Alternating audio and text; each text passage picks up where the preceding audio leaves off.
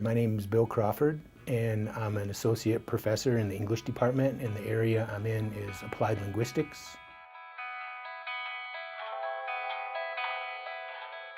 Yeah, so I took a class in college that was a Russian history class, and I worked really, really hard on this paper, and I was really proud of the paper. It was kind of from a fairly famous professor at the time.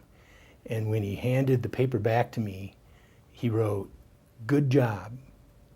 Maybe someday you can explain to me how a student who got a D on his exam also wrote such an excellent paper." And like that was what he wrote. But I felt kind of encouraged when he said it, because I knew I didn't work so hard on the exam, and he acknowledged that I didn't, but then he also acknowledged that I had something to say. So yeah, that had a positive effect on me, even though I guess I could have been offended, but I wasn't.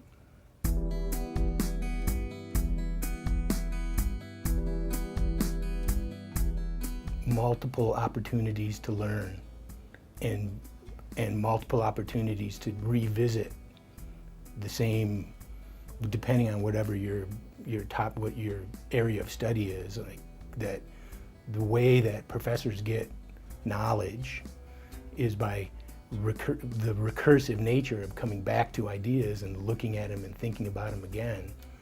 And I think sometimes with my undergrad education, I didn't do as well as my graduate, because it was dispersed across, geology and Italian and literature courses, and you weren't focused on something, and you'd have one experience with something, you'd taught a concept, and then you wouldn't come back and try to work with that concept or apply that concept over and over again. It was like you just had that one shot. And I think that's hard to learn that way. The way people get knowledge is through recursive experiences. And so I think it's important for students to do that too.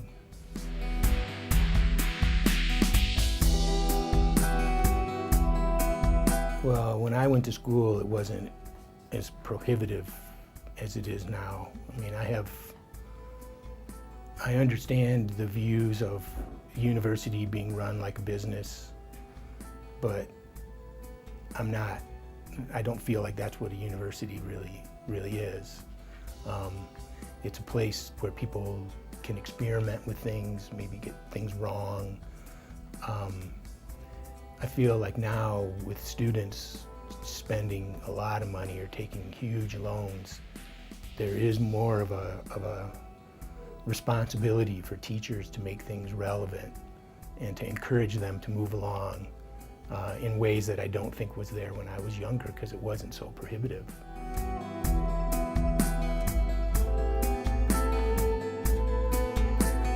The most memorable experiences are when students contact you after the class and talk about how they were able to take the knowledge that they had and use it in some way that was outside of the class, whether it's in writing in the Lumberjack or things that they came across and they're now looking at language in a completely different way. All that, I think, would be my experience.